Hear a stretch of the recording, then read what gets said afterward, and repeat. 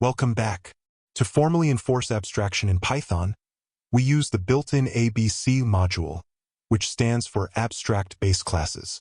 This module provides the necessary tools to declare a class as abstract and mark certain methods as abstract, thereby creating a contract that all subclasses must fulfill. 1. Defining the abstract base class. First, we import ABC and abstract method from the ABC module. To make a class abstract, it must inherit from ABC. We define a concrete method, load_date, which has an implementation. But we also define an abstract method, process_data, decorated with @abstractMethod. This method has no logic and serves as a placeholder, enforcing that all children must define their own processing logic. 2. Rule 1. Cannot instantiate abstract class. The most fundamental rule of an abstract class is that you cannot create an object directly from it. If you try to instantiate data processor, Python immediately raises a type error.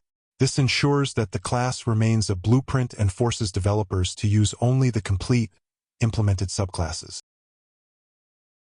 3. Creating the concrete subclass.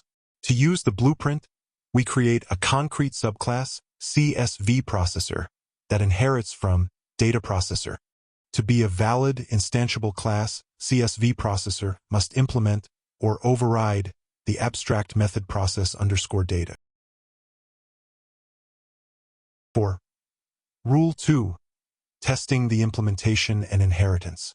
We can successfully create an object of CSV processor. This object has both the inherited load_data method from the parent and its own specialized process_data method. This shows how abstract classes ensure a common structure while allowing for specialized implementation.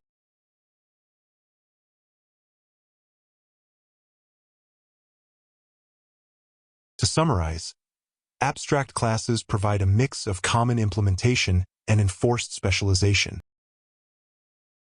Our next lecture 20.03, Create an Interface. See you there.